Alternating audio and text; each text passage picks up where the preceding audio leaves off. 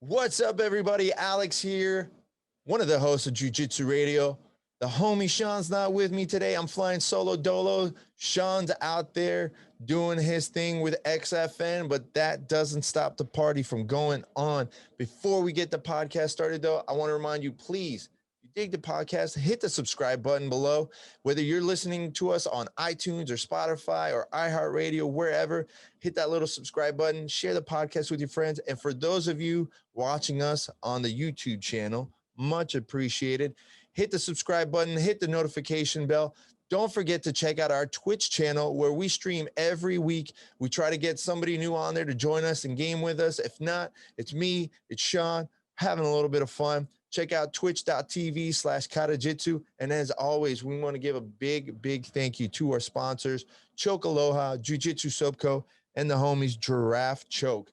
You can check out all their awesome gear and get a special discount when you use our promo codes. If you want to know the promo codes, though, just check out the description in the video below or the podcast description, or check out jujitsuradio.com. We got it up everywhere. You'll get special discounts only available with our promo code for some of the best gear in jiu-jitsu. No doubt about it.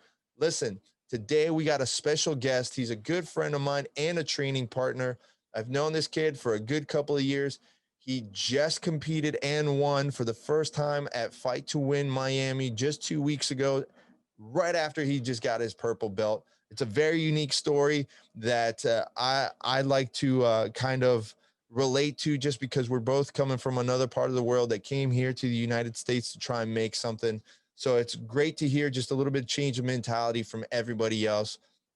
It's not always all about, making millions and millions of dollars. It's just sometimes getting a positive change into your life and reaching for your goals. So with that being said, I am extremely excited to introduce you guys to a good friend of mine, Enea.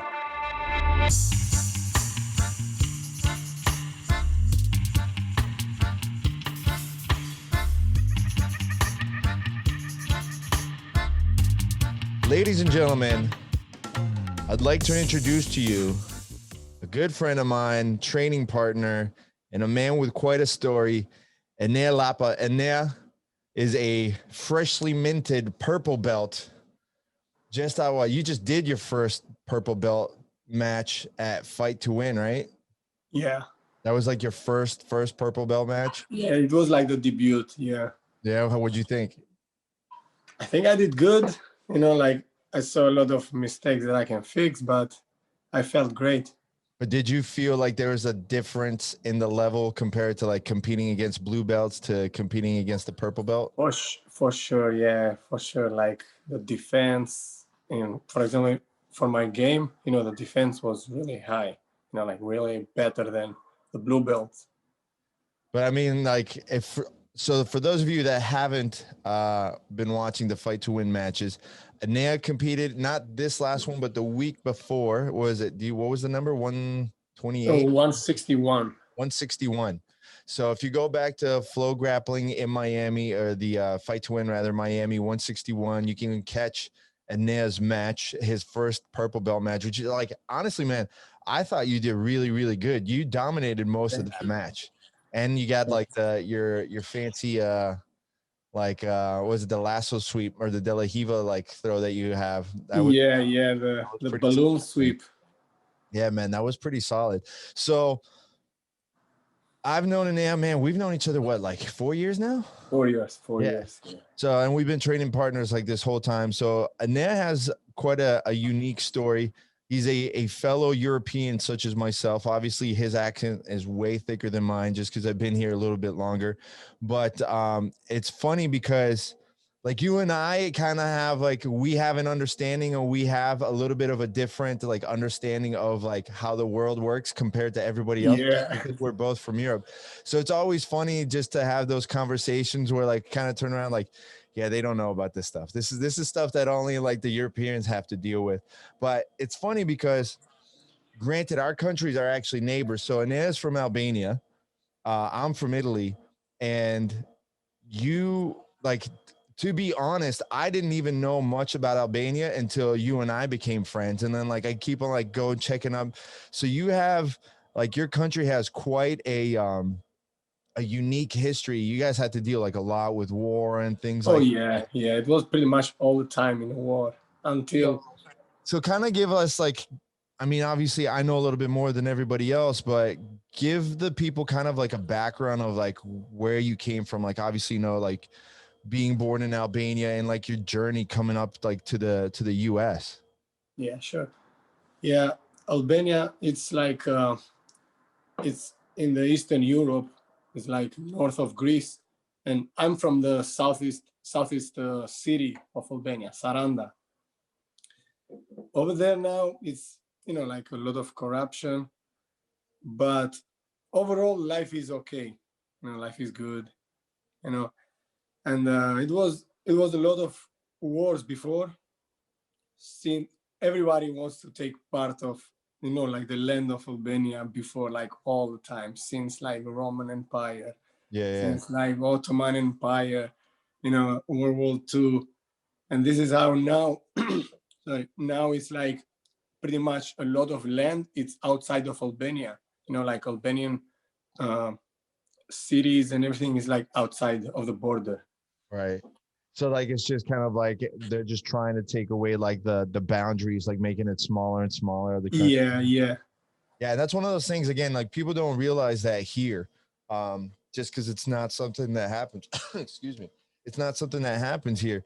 But I mean in Europe, it's every different country. So like there's still like wars and political issues with drawing boundaries. I mean that's kind of like the whole basis of World War I and II, obviously. But Yeah. I mean the smaller countries like you have like Albania, Lithuania, and all these other countries that have like there's constantly something going on with the border. But for you growing up, like what's something specific that maybe you had to deal with that people don't know, that someone in Europe specifically, obviously not just like Albania, but someone from your part of the world had to deal with that most people don't know about?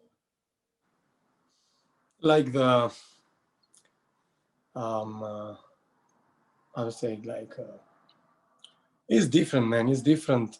Like the way the family oriented. That's the most important thing. For example, like in Albania and in Europe in general, they are like very very family oriented. Like for example, like even a second cousin or a third cousin have a problem or something, everybody's gonna take care of them. You Everybody know? knows about it. Everybody Yeah, has a conversation about it. Did you hear what happened to so and so? Like, yeah. see, like I have to deal with. I get it twice as bad because I'm Italian Argentinian, so it's split half and half. So it's like that's the two worst people as far as like just talking. So everyone's gonna know everybody else's business. So the Yeah. funny thing too, so kind of I know we're kind of jumping back and forth already, but the one of the funny things that's happened lately is you are the first Albanian Jiu-Jitsu world champion, right? Oh, did you freeze up on me? I think you, yeah, we froze up, bro. Hold on. You froze up. I think you're You hear getting me? a phone call. Yep. Wait, there you go. Now I hear you. Yeah. So you're technically the first Albanian Mhm. Jiu-Jitsu world champion or Albanian born Jiu-Jitsu world champion. Yeah, yeah. So Uh, what, like, did you kind of already knew like once you won worlds, or was it one of those things like, oh, by the way? Man, that was like my dream since I started jiu-jitsu. I was like, I'm gonna represent Albania and I'm gonna achieve, like Right. Oh, the top. I'm right. gonna try to do my best. You keep on freezing up there just a little bit here. Let's pause this real quick. So you always wanted to represent, which is super awesome, but like the moment where you finally won, I mean, it's kind of like a double. Most people are like the second that they won, it's already just a huge feeling, but now that you know that you were representing, like what was going through your head the whole time? I was like, damn, that's gonna be awesome. So and Because from there, then every like you started blowing up. You started going blowing up, at least back home. You started getting on the news left, right, and center. Yeah, because like pretty much jiu-jitsu is like unknown in Albania. It's like Right. nobody knows what is jiu-jitsu, and being like pretty much the only representative for jiu-jitsu, it was something big for there. How many news channels have you been on so far? Like on TV, I've been in three, sorry, and in news, like websites, a bunch, like might be like 30 or 40. Wow, dude, I didn't know that. Yeah. Crazy. So, what's usually the first question that they're asking you now? What is gonna be next? Like, are you coming back to Albania? Oh, hell no, I'm staying here. No, actually, I'm saying like when I'm gonna get my black belt or when I'm gonna achieve plenty of things, maybe I'm going back to open my academy, but that is gonna be in the far future. And then like now you're getting your friends from back in the day, just like busting your chops and stuff. Oh yeah, big time, big time. They are like, oh, you were from no sport and now you're being a champion. What is this? Come over, we're gonna wrestle. I'll show you. And that'd be so good. What's funny is that if you went back now, they'd probably start throwing you on all those like local variety shows and like game shows and stuff that they always do. Like they'll throw you on TV. I mean, for sure. If someone like in Italy did that and they still spoke Italian, then went back, oh dude, you'd end up on all the goofy game shows and news channels and stuff. For sure, they'd throw you up on there. For sure. I'd be like a special guest, like the jiu-jitsu guy. Yeah. So obviously that kind of brings a lot of attention to your family too, though, right? Oh yeah. Yeah, my family, I talk with them every day, and my parents, they're like, oh son, like everybody is stopping us at the street, like, hey, congratulations for your son, he's doing great. Yeah. Like say hi from me. So like what was your parents' reaction at the very beginning when like all this stuff started? Okay, so in the very beginning when I start, like training jiu-jitsu, especially my father, he was more like, okay, but focus more like to do something, like productive in your life, like open a business or something, That's like that. I'm looking like serious about that, like doing jiu-jitsu and competing and everything. He's like, well, all right, man. And after when I started competing and I was losing, he was saying indirectly to me, like, why don't stop it? Maybe you should just quit. Maybe it's not for you, son. Yeah, maybe try something else. And after when I started winning, he was getting, better and better. He was like supporting me more. Right. So then when you finally sent him the photo saying that you won the world championship, what did he say? Oh, I couldn't talk to him. Like he was so emotional, like he just like started crying. Yeah, like I mean he didn't start crying, but he couldn't speak. He was like, congratulations, done. That's all. Proud of you. Yeah. Just like screenshot it. You should like just screenshot it. Yeah. Did you say like, remember when you told me to quit, Dad? Exactly. Yeah. Like, sorry. Let's not talk about it. It wasn't me. You know what's funny is that for sure, like when people are stopping him like on the street and talking to him, he's like, I knew he was going to be a world champion from day. I told him. I'm the one that taught him all this stuff. Yeah, for sure. Yeah. Oh man. See, like that's what's kind of funny is that, I mean, I know like we were kind of joking about it yesterday and stuff, saying like, oh, you should just go back. We'll run security for you. Just go back. Just like, I just want to be there just to see like how crazy it would be for someone to come back home, like, after all this and just to see how people treat you and everything like that, dude, for sure. Like, I'll be honest with you. We would definitely have to film it. Like, I would definitely like say, I'll go with you. I'm gonna film this. I have to film this. Yeah, it might be fun, like it would be hilarious, dude. You kidding me? Especially in my city, because okay, in capital and everywhere where else, it's not gonna be like, oh my god, because a lot of people, they don't even know, they don't even watch news or something, you know. But Yeah. in my city, like pretty much everybody knows me, Yeah. you know, and everybody supports me now, and they're gonna be like, hey, We're gonna this have is a to champ. we're gonna have to make some Enea jerseys. We'll get you like some Oh jerseys. yeah. Go something like, yeah, just $20. So what I'm curious really about is now that you have, you know, you're getting a little bit more attention back home and people know what's going on and stuff. Did you get, I guess, just more the attention of like at least, I wouldn't say the attention that you were looking for, like at least acknowledgement from like your friends and family and things like that. But did you notice like a big jump of all of a sudden, like people just like contacting you and then like maybe like the sponsors? Cause I know you and I have had like a lot of conversations about sponsorships and things like that, but Yeah. did you notice a lot more coming from like back home?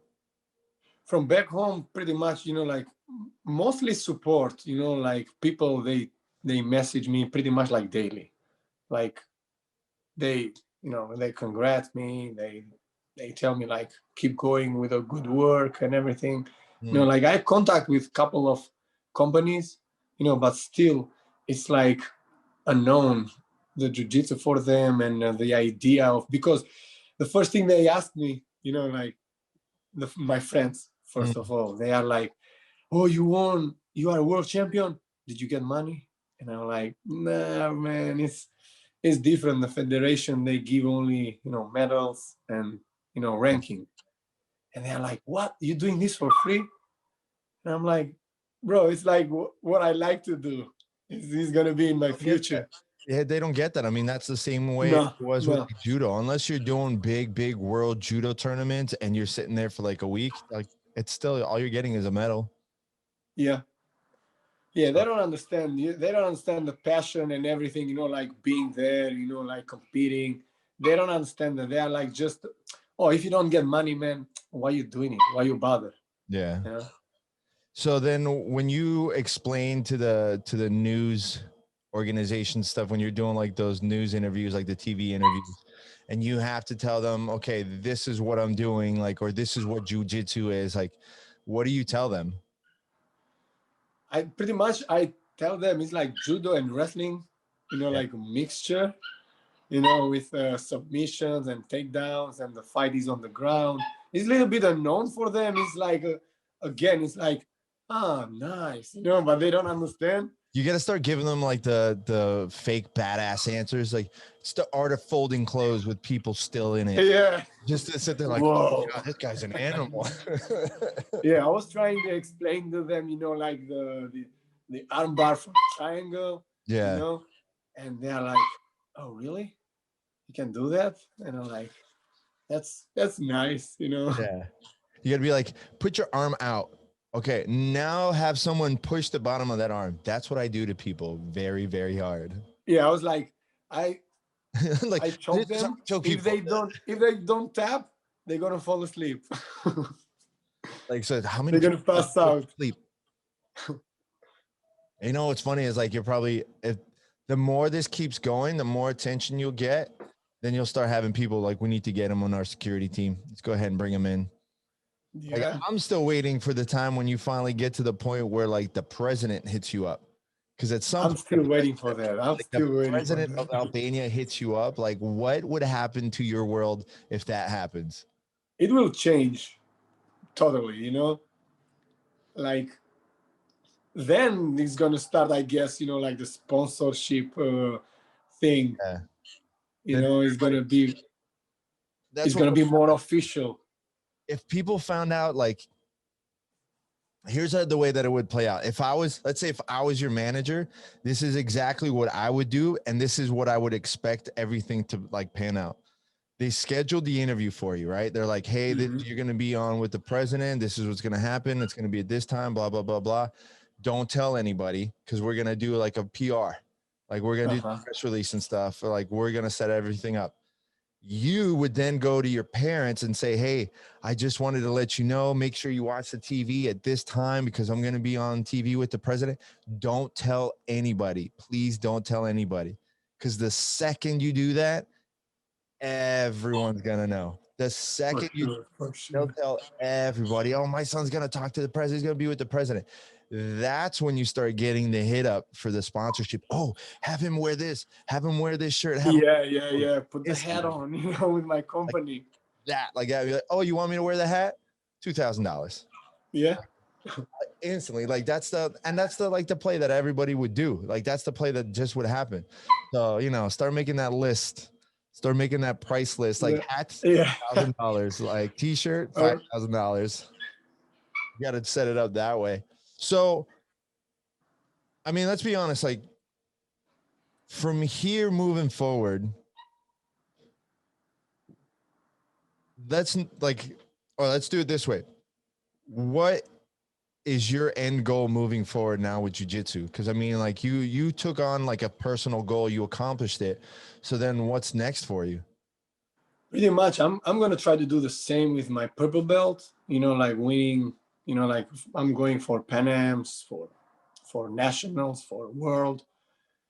My goal, like that I really, really want to achieve is like Europeans. It's like since I start, because I'm from Europe and makes it more special. It's like I want to achieve that, And later, like business wise, like I don't know yet. Maybe I'm gonna, after my black belt, I don't know yet. Like teaching or opening my own place or moving, I don't know yet. Yeah. So my goal now is more like compete. That's no, that's awesome, man. I mean, it's funny because doing worlds, but then Europeans, like it's almost like taking a step back. It's like but it's kind of like world's European. Yeah, pretty much. I mean, now's the time to do it for sure. If you could go do it. Oh yeah, and in Europe there are like a lot of business guys, like, yeah, I mean, and it's gonna get more and more technical. Like Europe is gonna get better and better and better. Because I mean, it used to be like the Europeans and like Asia, like guys would just go over there to get their points and get the easy win, and then they're like, oh look, at one European. It's like stop. There's like 2 jiu-jitsu schools over there, and you went and you beat up both of those schools. Like that's all. Like, I mean, now, like, you got, like, Poland's coming up big in jiu-jitsu. Oh, yeah, I've seen. So it's like, there's a lot of, like, talent coming from Europe. So it's not going to get any easier. So now is definitely the time to do it. But it'd be cool for you, too, to go back and do, like, Polaris. If, like, Polaris opens up more for the younger guys and not, like, the bigger names, man. I mean, that's why not? Yeah, that's out of the UK. Sure. They want more of the European guys. That'd be huge for you. We could make that happen. Sure. Yeah. It'd be cool if we got like a group of people and just want to go do like the Asia. Oh yeah, that's gonna be amazing. That would be so cool if we could do it. So then, as far as you got the dogs freaking out back there? Yeah, bro. I'm gonna grab one if you want. Okay. Give me 1 second, sir. Yeah. So in the meantime, while this guy is going to wrangle his dog, you can definitely go. What's your Instagram? Make sure everybody goes back to your Instagram. Sorry, bro. What's your Instagram? So in the meantime, people can go check out your Instagram while it's Enea.LAPA.BJJ. Oh my gosh, that dog is like, screw your Instagram. What is he all riled up about? What's that? What's the dog all going crazy about? Bro, he ran and he hit himself at the couch. I don't know what happened. He's crying now. Hopefully he's all right. I guess. He's like just ground like, Arr. That's funny. So I guess it kind of goes back to why you moved here though. Okay, yeah. Since I was teenager, man, I was like that was the goal. It's like Albania pretty much is like a factory of young people going outside of Albania. We just got raised over there, and after we just leave Albania. I don't know why, because pretty much it's not that much to do over there, like opportunities. And here, America is like the land of opportunity, and everyone is like, okay, yeah, I'm going there, and I'm I'm going to do something, you know, like, I don't know what, but I'm going to do something. Yeah. Well, it's funny because that's kind of, I don't know if people, I mean, some people still have that mentality. Some people don't. I mean, that was the same thing for us. It was just one of those things that finally my family decided we can't stay here. There's no opportunity here. Yeah. No one moves up. Like that's one of the things that people don't realize, especially with all the political stuff that's going on. There's not much opportunity in Europe for someone to No. make it big. You know, here you No. literally come from nothing and become a CEO of a multi-million-dollar company, you know, That's just true. a couple of years. But in Europe, it doesn't happen. Yeah. In Europe, it's like you can't, the system of Europe, they don't let you, you know, like achieve more than the, you know, like the basic.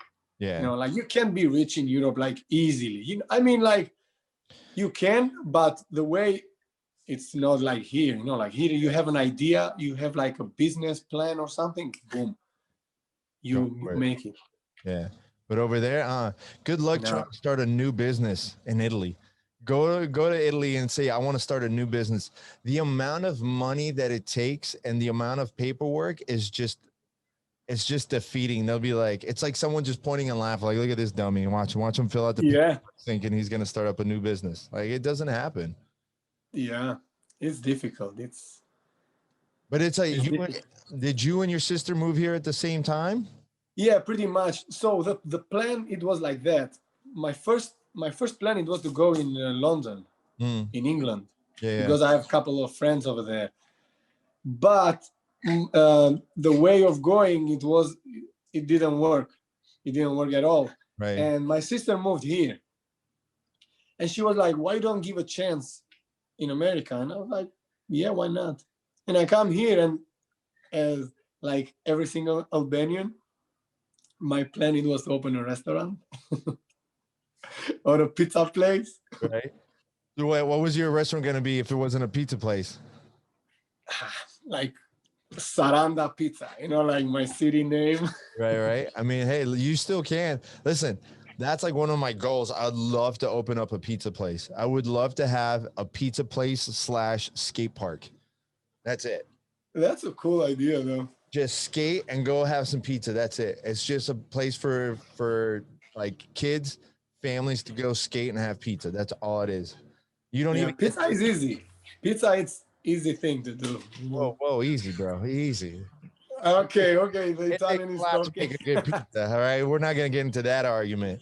Yeah, we don't want to get in that argument. But so then, what made you switch? When I was in Albania, I had a friend from England. The guy that I told you that he was in England. He trained in England Jiu-Jitsu, and he was talking like non-stop about Jiu-Jitsu. He was like, you know, like he was a white belt actually. Yeah. Non-stop. Everything we were saying, he was connecting with Jiu-Jitsu, and everyone was like, "Shut up, man! That's too much," you know, like. And after he was like coming close to me, he's like, watch. And he was showing me, you know, like matches of Roger Gracie. And he was like, look, this guy, he's the best. And I was like, I don't understand what's going on here, man, you know? And I start, you know, like watching more with him, being more curious. And I was like, yeah, why not? And it was the period that I was going to move here. And I didn't have any chance because it's one black belt in Albania, in my city. He got an academy. And I contacted him and I was like, hey, I want to start training. But I never made it. And when I come here, the first thing that I searched, you know, I was like, BJJ near me. And the first place, it was Excel Jiu-Jitsu. And I called, and it was George on the phone. And he was like, Excel Jiu-Jitsu? I'm like, how much is to start Jiu-Jitsu? And he was like, whoa, come over, check it out. If you like it, you continue. Yeah. I was like, okay, I'll be there in the morning. Bro, my mentality, you know, like, because in Albania, it's like more like, how to say, like manly, you know, like you have all the guys, they are tough guys, you know, like Cobra Kai, you know, like no mercy. And I went to the academy and I saw the guys over there, and I was like, okay, I got them. So you can take these guys on. Yeah. And he put me to train with a girl. And I was like, he wants to humiliate me. Bro, she destroyed me. She choked me out so many times. That's funny. And since then, I was like, I got to learn this. I really got to learn this. And I never miss a class. You know that. Yeah. So did you ever speak again to the guy back in Albania, the black belt? Oh, yeah. Yeah. No, not to the black belt, to my friend. Oh, yeah. To your friend, though. Yeah. So I was in the beginning, I was like, thank you, man. Thank you. He was like, yeah, now thank you. Before. So wait, what belt is your friend now? I think he quit, actually. Oh, man. Now you got to bust it. Yeah, that's sad. That's sad, but listen, it happens. Hey, you're one of the few people I know that didn't go through the whole blue belt blues where it's like the second you get a blue belt and all of a sudden like just disappear. Yeah. Because that happens to everybody. And it happens to like some purple belts too. I mean, how many people we know they got a purple belt? And oh, yeah, a lot. You know, it's just one of those things. It's like a lot of people love it. People get obsessed with it. It's something new, but it's to get to those next couple of levels, it takes a different hunger. It takes a different mentality. Yeah. It's also like priorities. Yeah. You know, like I put a lot of priority in jiu-jitsu. Yeah. You know, like even at my actual work and my job, I do my schedule around training. Yeah. I'm like, oh, I can't train in the morning, and he's like, why? I got jiu-jitsu. Yeah. No, I mean it's true, man. It's one of those things that like when I can have my schedule like planned 100%, it's always around like I got to go to class. Like, but when I can't, it's like, you know, it's one of those things like, damn it, I should be there right now. It's always a regret. Always when you miss a class, it's always a regret. For me, it's more like it's a frustration. It's like an itch. I'm like, I should be there right now. Like I'm already not, like there's other knowledge that I need to get. Why can I not get there? Like, why do I have to be an adult? I don't want to have to go to work. Yeah. But it's part of it. I mean, and that's the thing, man. It's always just, it comes down to like everyone's journey is different. Everybody's journey is different. Every single person. Because I mean, there's people that I know that have been a white belt for like 5 years. I was a white belt for 4 years, and not for lack of trying. It's just that's the way that I got screwed over with like my teachers that I had. You know, It's just one of those things that happened. I was just a white belt for 3 years, 3.5 years. Like, what can I do? You know, I've been lucky. You know, like being with George. Yeah, you put in work though. Like you're one of the, it's not like anything that you have has got nothing to do with luck. You're one of the few people that's been 100% work. Like, cause when you first came in, you weren't like the best. Like, I mean, but look, I was a chubby guy. No, that's not even that. It's like you, like anybody else, you don't know the moves, but then you get to go against like some wrestler or something and you get smashed. You know, it's just like they have a little bit more time. Or, I mean, I remember we had George before he moved to Texas. Oh man, like that dude was a beast. He was like, he was just an absolute beast of like a human being. Like the guy was like a genetic like marvel. So like nobody wanted to roll with him. And even though he was a white belt, it's like 2 weeks in, like nope. Oh yeah, I got lucky, got him in the beginning, very beginning. You know, I was choking him, you know, getting him, and after when he started learning stuff, it was like frustration. It was like, oh man. Which is even better. I mean, you get to the point where I think the way that your jiu-jitsu is right now, because of like how much you're improving like certain things, like you're not going to hit that plateau that certain people get.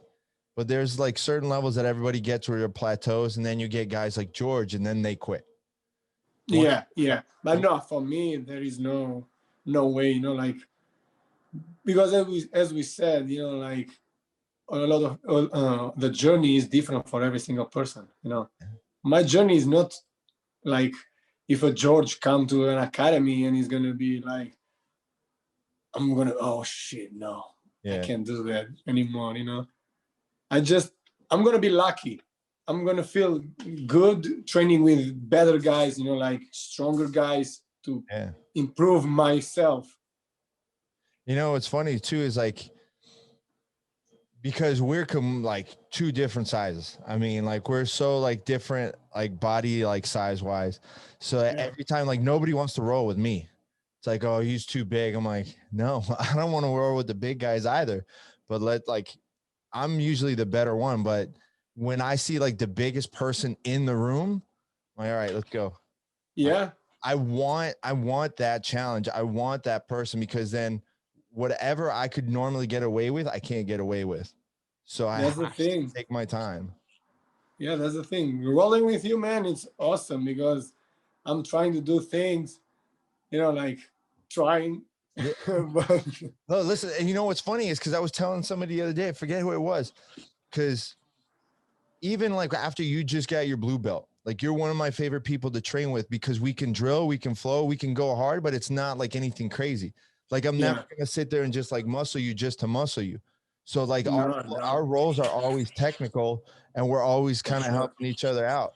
But then there's other people where it's like, no, you're gonna have to like just smash. like head to head, like boom. Yeah, you just have to smash, man. Like that's why if you notice, I'm always rolling with like more like the girls or like smaller people, because then I have to work on getting around like really tight corners and really small spaces to do everything.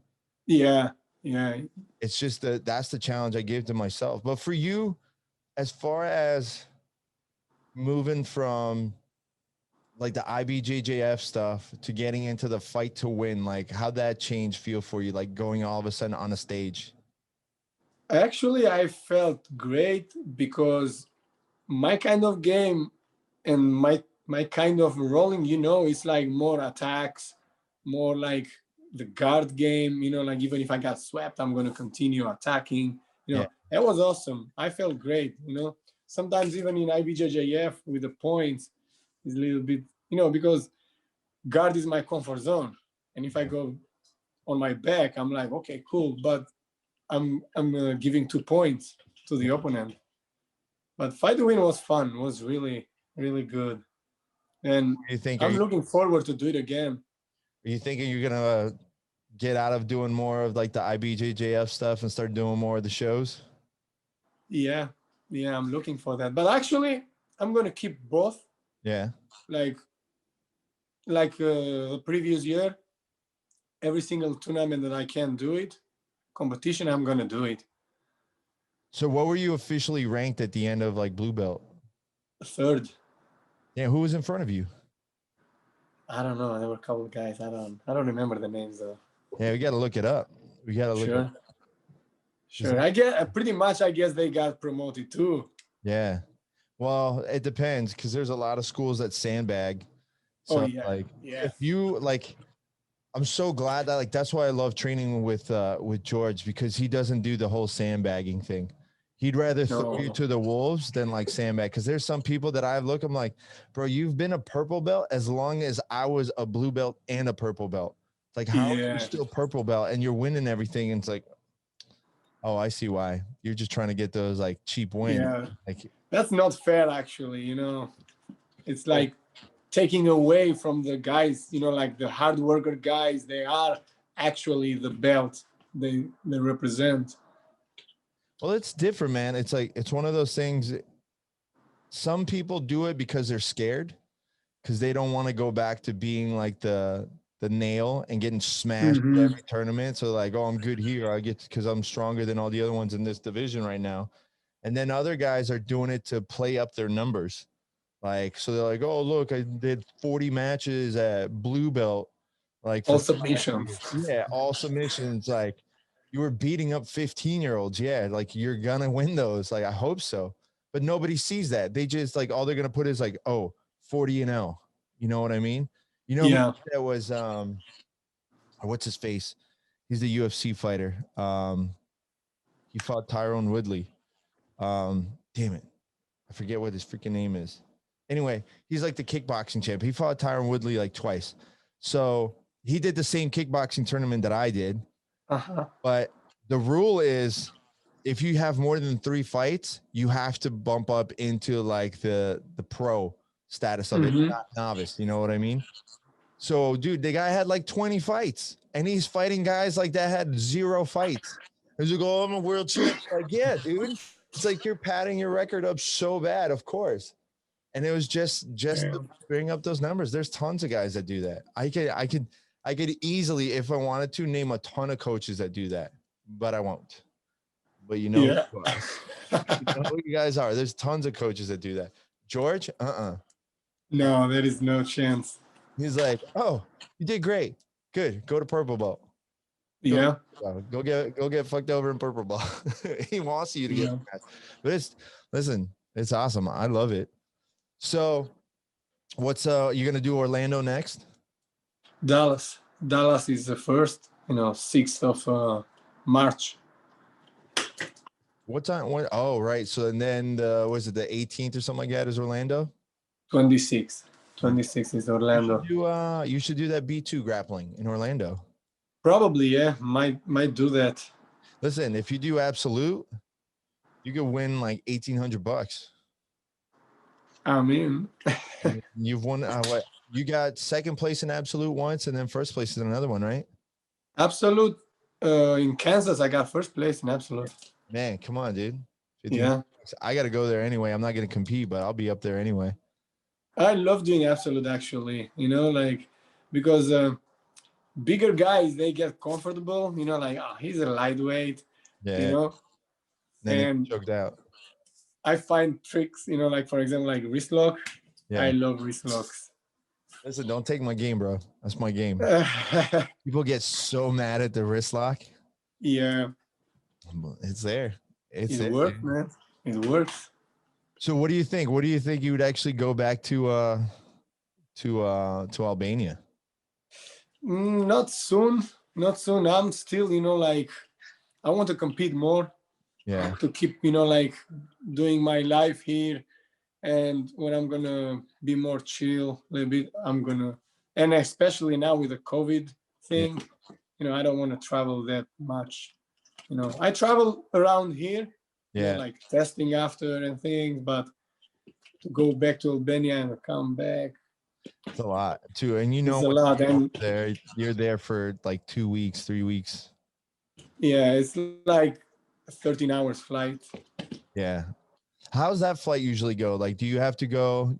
Because for me to go back to Italy, it's here or Miami to New York to sometimes Germany to Milan.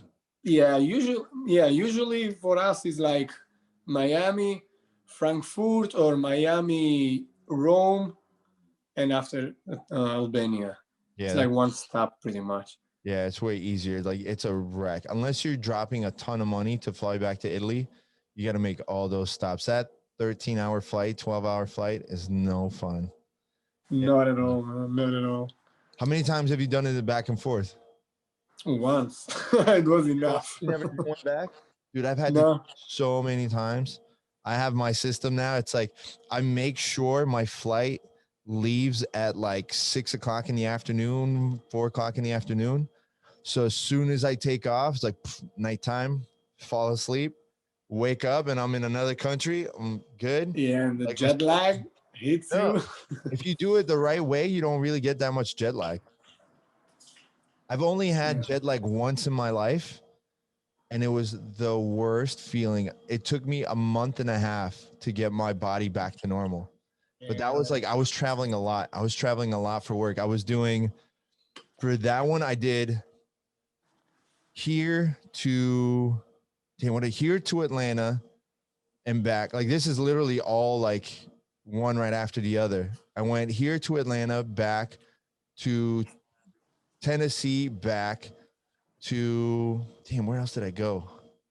Canada, back, then to Vegas for 10 days, came back, and then within 24 hours back on a plane to go to South Korea, and then like stayed there for how long was I there for like 5 days, like a week, and came back. And I was sick. I got sick, and like man, all this travel. Oh man, it was so bad. It was so bad. Like, I could have a perfect conversation with you like this, and then the next second be boom. instant. It's like someone like drugged me or something. I look like I had, like, what narcolepsy is?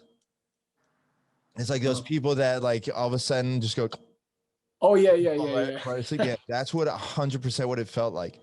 It would be the middle of the day. You could give me the biggest cup of coffee you have just here. It's 20 espressos, like out. No effect. Dude, it took me a month and a half to put my body back into a point where it was like 10 o'clock at night, you go to sleep, 6 o'clock, you wake up forever. It's like, I would not recommend it. I wouldn't. Yeah, same with me. The same with me when I first come here. I was like a couple of days like a zombie, man. I was like during the day, I was like falling asleep for a month and a half. Mm-hmm. Imagine that feeling for a month and a half. No. That's dude, it was the worst. That's why the fighters do it. Like some will take off the week before or like 2 weeks before and stay at a place. Others will just leave like the night before, go weigh in and then take off. They can't do that anymore, obviously, because of COVID, but screw that, dude. I'm not. Yeah, it's mess up your whole system, man. It's the worst feeling. So what's what I'm curious is, what else has been coming back from like home now? Like you have all this attention. Like, are they trying to get you to do like more interviews? Like, are they getting like just more random people like messaging you and stuff? Yeah, like journalists. Yeah, they sending me, like ready interviews. Like all the questions, and it's like just answer to me here. And we're gonna post it and everything.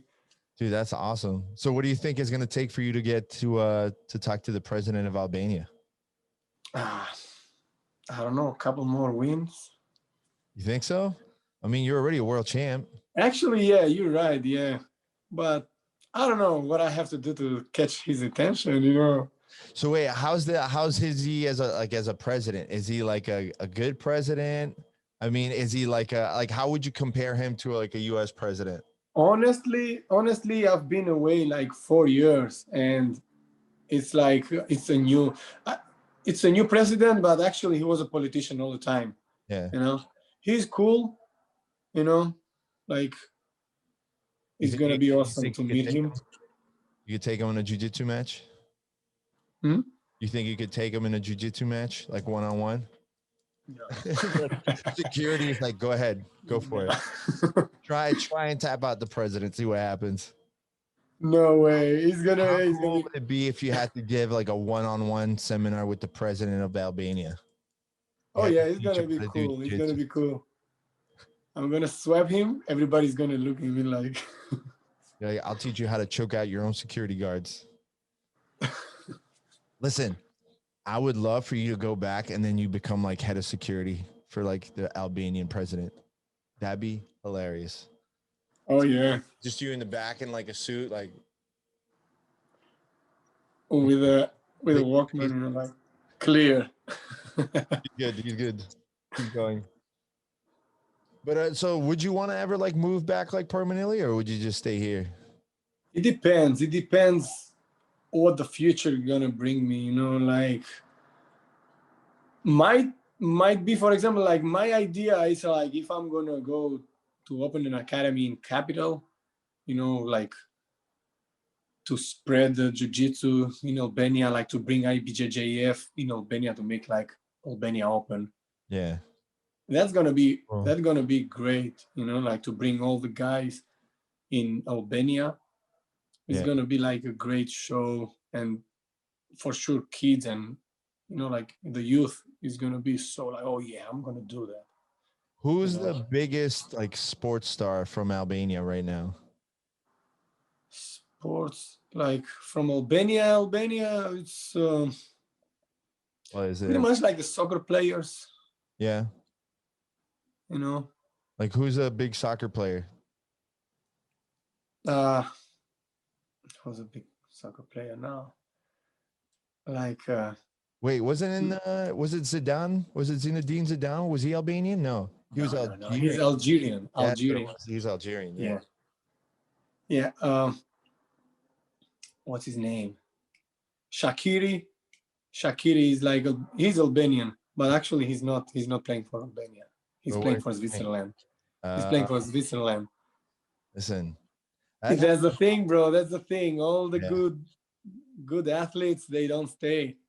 That's the, you know, what's funny is that like soccer is one of those countries that gets to, or countries, one of those sports that gets away with it so much, where you could be born in a completely different country, but then all of a sudden you're like, oh, I'm in this country now. It's like, oh, you're already Yeah. not like, we have what's his name, Mario Balonetti, I think it was Balotelli. Balotelli. Yeah, he's like, Balotelli, yeah. yeah, he's like, I'm Italian now. It's like, bro, and Italians are the worst because they're so like rude to the guy, but the second he scores, I know. oh, he's Italian, oh, he's great. Like, fucking guys. When he wasn't the famous, you know, he's not Italian for sure. They're so bad. Like that's one of the reasons why I stopped watching like soccer. They're so racist and stuff into it. And oh yeah, big time. then the second it's like, oh, you're playing for like the national team and you're scoring, go, oh, he's so great. And then they go back and be like ignorant. That's so bad. Yeah. Yeah, it'd be cool to see you like really push it for your country. That's what I'm saying. I would kind of invite myself to go just to film, have you coming back, and then just put a little counter on the video. How many people recognize you? It's like, yeah, recognition ding, counter. ding, ding. Like, and then you see like, any ex-girlfriend comes up, starts talking to you like, meh, meh, like no, sorry, no, can't talk to him. Sorry, security says no. So, I think one of the things that I actually kind of, again, going back to the beginning, that I wanted to ask you, and this is more from me because obviously there's certain experiences that only people that have had to go through what you and I went through. And like in the transition, I was much younger, obviously, but when you first moved here, like what was going through your head? Like straight off the plane, you got here, like what was your whole feeling about everything? Like what was going through your mind? In the beginning, man, it was like another world for me, actually. You know, like all the manners of the people, you know, like the culture and everything. And think about it, I moved to Miami first. I stayed like a month in Miami. Yeah. And I was going to the marketplaces, you know, like to the grocery stores, and everyone was speaking Spanish to me, and I was like, damn, I was in America. I learned English. I don't speak English, man. Yeah.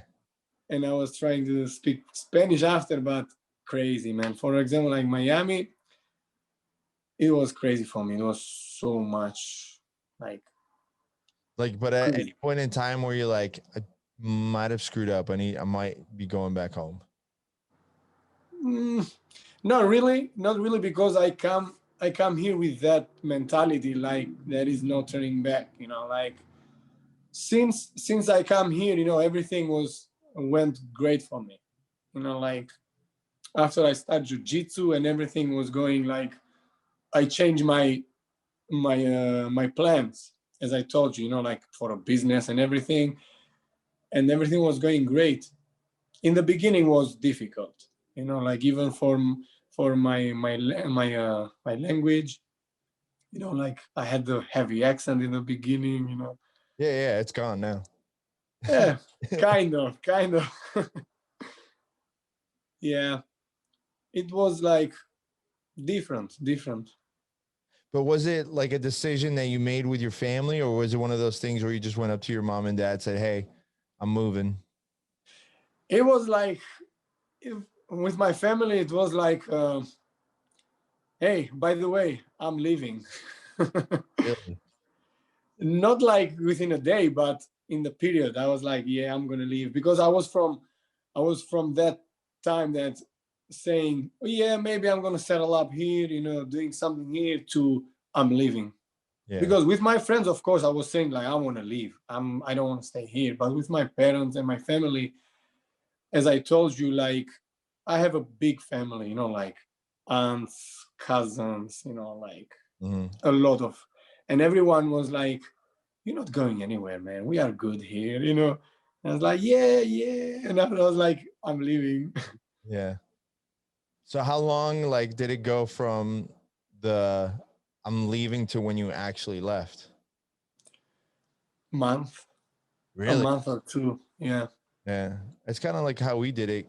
It's because it was for us, it was my dad left for like 2, 3 weeks. He left for like a month to come to the Hmm. United States to check it out. Could someone had offered him work and he came back. He's like, that's it. We're leaving. Yeah. And we took, I remember I started taking like English classes. My parents made me start taking like English classes, learning like what time is it? Like, and then we sold everything, but we sold like literally the cabinets off of the wall in the kitchen, everything. I remember I was like, I don't Yeah. know what's going on right now, but my stuff is in a suitcase and I barely have a bed. And then it's like, oh, by the way, tomorrow we're going on a plane. Nobody asked you. I was like, who's coming to me for suggestions? Like, no, it was just Yeah, like for up sure. and left. Like, and it's funny, like that's why like I asked to hear your like point of view on it, because for me, it was almost like it's, I guess I can say that for like how I've always lived my life. Just it's so different than everybody else's. So to me, it was like, oh, this is what everybody does. Everybody Hmm. just gets on a plane and goes to a different country. Yeah, yeah. This is how I feel too. Yeah. That's the thing. It's like everybody goes to a place where they don't even speak the language and say like, go survive, you know? So it's, Yeah, and nobody gets that. Nobody gets that mentality of like, this has to work. This is not an option. This has to work. I can't go back. So, I mean, I didn't have an option. It was just one of those like survival things, like of, yeah, I'm just going through every day, whatever happens. yeah, For you, it's like, there's a safety net, but there's no real safety net. Like you get up, you got to make it work or you're screwed. for sure. Yeah, especially here, I see. For example, like in Albania, if you live there and you screw up your life, as I told you, someone is gonna help you. You know, like Yeah. a cousin or whoever, uncle is gonna help you. But here, I see that if you screw up, your life is downhill. You know, like downfall. So it's just you and your sister here now, right? Yeah, here I have a couple cousins, you know, in Vegas and New Jersey. I visit them once in a while, but here in Florida, yeah, me and my sister. Do you ever think about bringing your parents over? Yeah, yeah. What But the, it's not easy. It's not easy because they already have their life there, you know, like friendship. You know, my father had a bar over there, you yeah. know, like with pool tables, you know, with all his friends Yeah. going there every day. How old are your parents? My dad is 65 and my mother is like Mhm. 56, You 57. ain't, yeah, you better get that number right. When your mom watches this, she'll be pissed. Yeah. Sorry, Yeah, mom. dad, you can't move them anywhere. Like they're there. Their life is there. But I mean, You know, my mom is different because you know how the mothers are, you know, like, oh, wherever my kids are, they yeah. follow. But the fathers are different. They're like, nah, I'm not moving here. I have my friends here. You know, like you can deal with life, you know. Did you like send them enough photos of the beach in Miami and stuff? Yeah. You might not. You might need to send a couple more. Like, you sure you don't want to come over here? Yeah. My father doesn't get impressed easy, you know. Like, how cold is it in Albania right now? Those days it was cold. Yeah. They were telling me, and they were looking at me with the t-shirt, and they're like, "It's not cold over there." No, No, it's summer all the year, every day. Like, just every wait. day. Every time it's like under 20 degrees Fahrenheit over there, just go ahead and like send them a photo of like you at the beach. Like, Me at the beach, yeah. it's like, yeah, Like it's so cold here. It's 75. 3 years ago, it snowed in my city Yeah. because my city is coast, Yeah. you know, Yeah. and it doesn't snow that often. And it was like a special event, snowing. Yeah. And I was at the beach and I was taking pictures of the beach and sending to my friends. It's like, oh man, you guys must really hate it right now. It's like it's so cold here too. You don't come here. Don't come here. It's so Yeah, cold. it sucks. Though. Yeah, don't ever come here. So like, have you had your old school friends like hit you up now, say like, hey, I'm thinking about coming over to visit you? Yeah, yeah, but some of them they are like, no, man, don't even think about it to come back. Really? Well, no, I'm saying like, would like, do you have the people that are saying they want to come over just to like visit you and just oh see the yeah, United States? yeah, like to visit, Yeah, to yeah, yeah. visit. But I had a friend actually when I first moved here. I had a friend of mine. We planned together, like let's go together, let's go. Yeah. And he was like, "You go first, and I'll follow you." There's always that one guy. Yeah, you go first. You go first. Yeah, and I was like, all like happy. Okay, we're gonna be together here, like because if you have a friend of yours, it's way better. Yeah. And I was sending to him like, "Yeah, I'm doing great. Come over." I was like, "Yeah, yeah, yeah. Yeah. Wait." Some people like they can't make that jump, man. Some people are afraid to do that. No.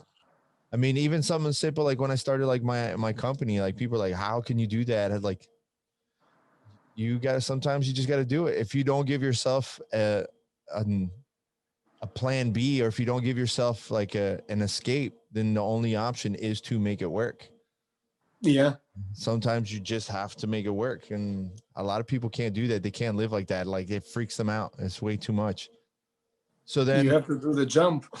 yeah, man. That's listen, you only live once, man. I'd rather sit there and do it. Sure. Like, do you have people now saying, "Oh, I regret I should have came to." Like, I wish I would have made the decision to go to the U.S. when I was younger, kind of thing.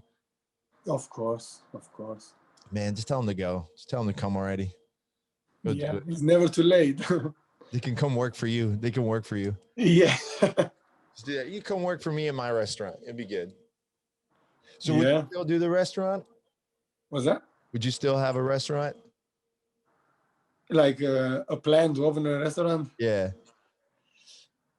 I mean, I don't know. not now, obviously. Not now, not now. Maybe in the future. Maybe because that's the thing. Like since I was young, I used to work a lot, different jobs. Like waiter, electrician, yeah, welder, you name it, all the time. And I love to work. And being a waiter a long time, even now, like working at a restaurant is like easy for me. I like to do that, like being in contact with people. And opening a restaurant is gonna be easy task, plus the stress and everything else. I'm not saying that it's easy, like to manage and everything, but it's gonna be a nice thing. Like I'm gonna enjoy to have a restaurant. yeah. That's more of like a retirement business. Yeah, pretty much. Because once you open up a restaurant, you have a zero life. Yeah, like And have a hanging business. there the medals. Yeah, there you go. I don't think. I mean, that'd be cool to have like a jiu-jitsu themed like restaurant bar kind of thing. I mean, it'd be super flying triangle pizza. with acai and acai. Yeah. Like for Yeah, dessert. pizza and acai. That's gonna be so jiu-jitsu. Oh, that'd be so Such bad. a jiu-jitsu thing. Yeah. You'd have to have a bunch of Brazilian food, some pizza, and then acai. Listen, Yeah. if you can get a legit place with acai down here, kind of pretty much set. Like you're guaranteed to make money because there's not that many good places that make acai right now. Oh Here. yeah. I haven't gone to what the hell is it called? Arrow Juice. I haven't gone to Arrow Juice in like 2 years. That was like one of my favorite places for acai down here. There's nothing. Where Yeah. now? You went to the new place, right? Isn't there a new place now? Oh, which one? There's like a new place down here for acai. Isn't there? I don't know. Lately I haven't been out for long, like work, training, work. Hey, listen, it works for you, man. You're the champ. Yeah. So what do you got? You got 4 weeks up until the next tournament? Pretty much, yeah, 4 weeks. All right, 4 man. weeks. Well, then we better get to drilling then. Got to get to work. For sure. Cool, bro. Yeah, we got plenty of time, like to drill, to cut weight. That's out of my that's not in my wheelhouse anymore. I don't do the weight. No, actually, for me, it was like the best decision. Yeah.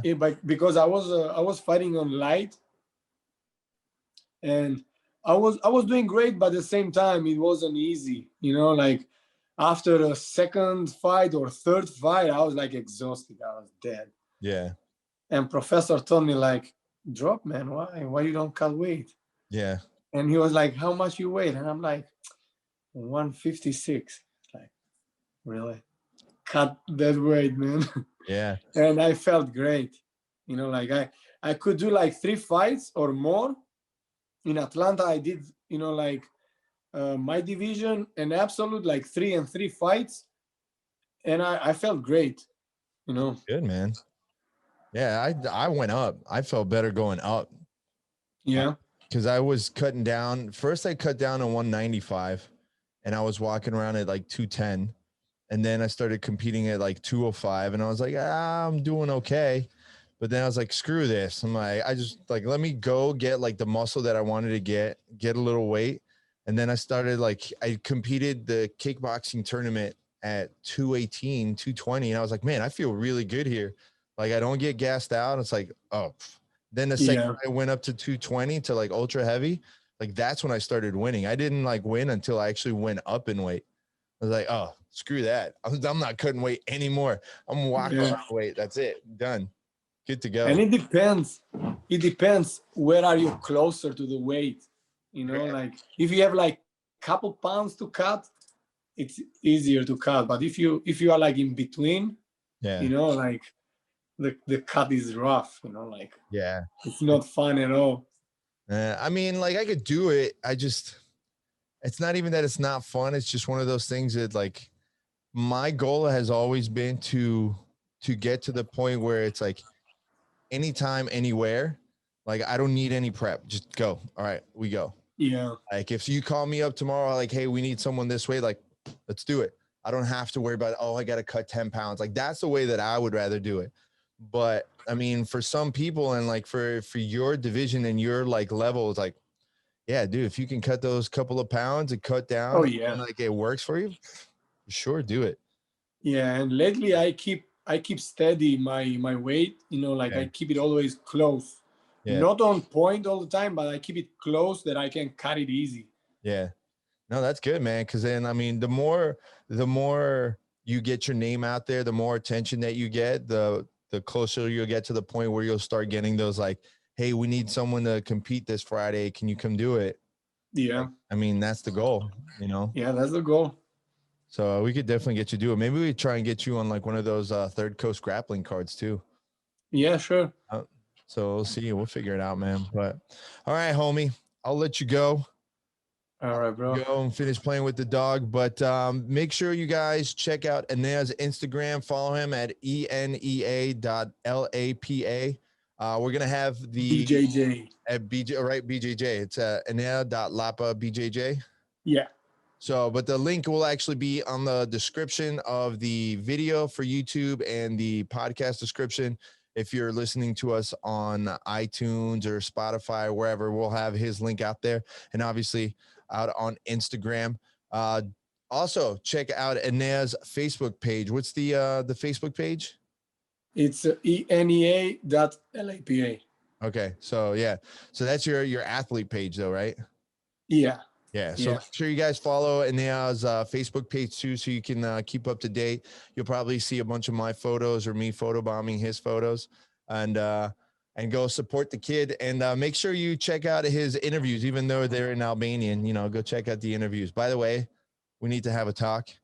Ditch the polo shirt. We're gonna have to have you ditch the polo shirt for the interview. Get a button down. Be professional.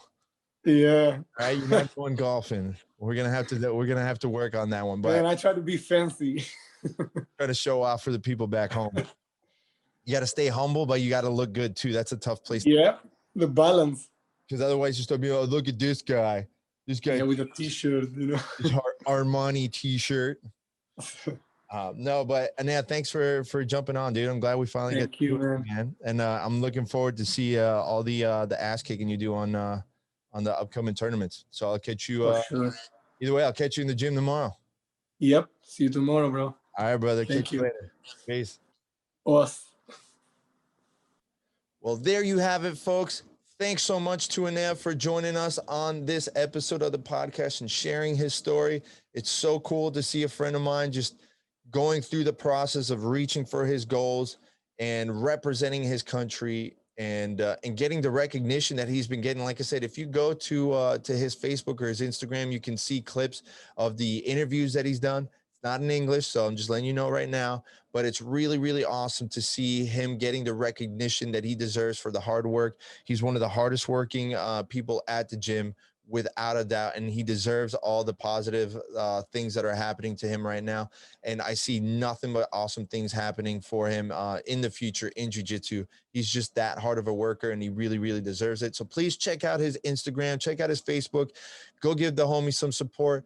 Don't forget to check out our awesome sponsors, Choke Aloha, Jiu-Jitsu Soap Co, and Giraffe Choke. If you check out the description in the video below, or if you're listening to us through your ear holes and not on video, check out the podcast description. Or as always, you can check out jiu-jitsuradio.com. There we have all the promo codes that you need to save up to 20% on some of the best gear in jiu-jitsu. Listen, you like this hat? You like my flying knee hat?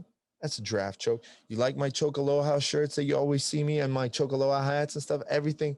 Go check them out. Obviously, you can't smell how sexy I am when I wear my jiu-jitsu soap, but you can go get your own along with some awesome other gear at jiu-jitsusoapco.com. Get it all at a discount. Holler at your boys. Don't forget to check us out at Jiu-Jitsu Radio on Instagram. You can follow Sean at Gorilla Boy BJJ. Don't forget to check out the Twitch channel where we stream every week. We're going to be streaming on weekends too now. Just a couple extra games for some poops and giggles for all of you to join us. So please check us out. Thank you guys so much for all the support, and we'll catch you next week. Peace.